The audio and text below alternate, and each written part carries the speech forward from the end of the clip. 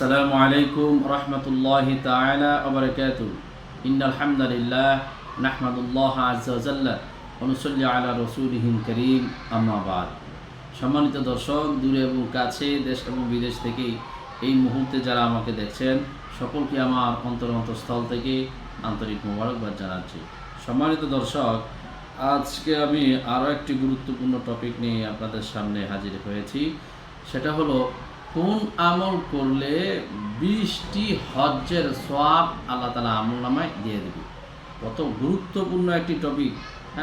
কোন আমল করলে 20 হজ্জের সওয়াব আল্লাহ রাব্বুল আলামিন আমলনামায় দিয়ে দেবে। সম্মানিত দর্শক, আমলটা খুব গুরুত্বপূর্ণ। নিজে এই আমলটা করবেন, অপরকে আমলটা করার উদ্বুদ্ধ করবেন। আপনার এটা একটি কোরআনের সূরা, এটা একটি কোরআন শরীফের পবিত্র কোরআন শরীফের সূরা। আপনাদেরকে আমি বলবো, সেটা হলো সূরা ইয়াসিন পড়লে।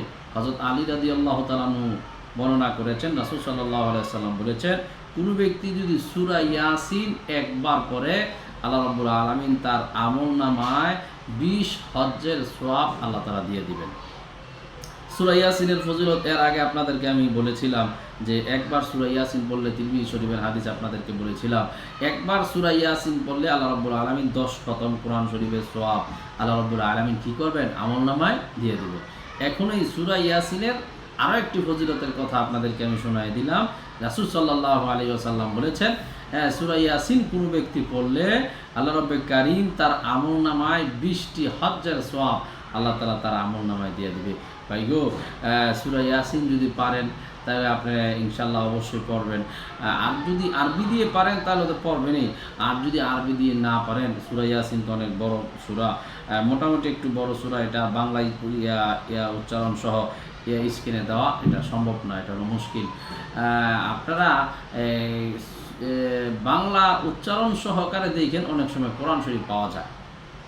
বাংলা উচ্চারণ সহকারে একটি কোরআন শরীফ কিনে নেবেন। কিনে নেওয়ার পরে সেই বাংলা উচ্চারণ সহকারে আপনারা সূরা ইয়াসিনটা ইনশাল্লাহ ডেইলি একবার হলেও ইনশাল্লাহ পড়বেন ফজর নামাজের পরে। আর বাংলা উচ্চারণ সহকারে এই দিকটা পড়বেন, ওই দিকটা ইমাম সাহেবের কাছে, মুয়াজ্জিন সাহেবের কাছে কোরআন শরীফ রিডিং যাতে পড়তে পারেন, সেটা অবশ্যই আপনারা শিখে নেবেন। ভাই গো, এখন থেকে আমাদের মরণের প্রস্তুতি নিতে হবে। মরণের প্রস্তুতি যদি আমরা এখন থেকে না নেই, তাহলে আমাদের তাহলে দুর্ভাগ্য ছাড়া আর কিছুই হতে পারে না। ভাই, কোরআন শরীফ আমাদের উপর নাজিল করেছেন, কোরআন শরীফ আমরা পড়তে পারি না। কোরআন শরীফ যদি আমরা না পড়তে পারি, এই কোরআন শরীফ কে পড়বে? আমরা মুসলমান যদি কোরআন শরীফ না পড়ি, এই কোরআন শরীফ কি বিধর্মী পড়বে? অমুসলিমরা পড়বে? না রে ভাই, তারা তো এই কোরআন শরীফ পড়বে না, আমাদেরই পড়তে হবে। এই জন্য বেশি বেশি এই কোরআন শরীফ পড়ার তৌফিক আল্লাহ দান করুক, আমাদেরকে শিখার তৌফিক আল্লাহ রাব্বুল কারীম দান করুক। আমিন। আসসালামু আলাইকুম ওয়া রাহমাতুল্লাহ।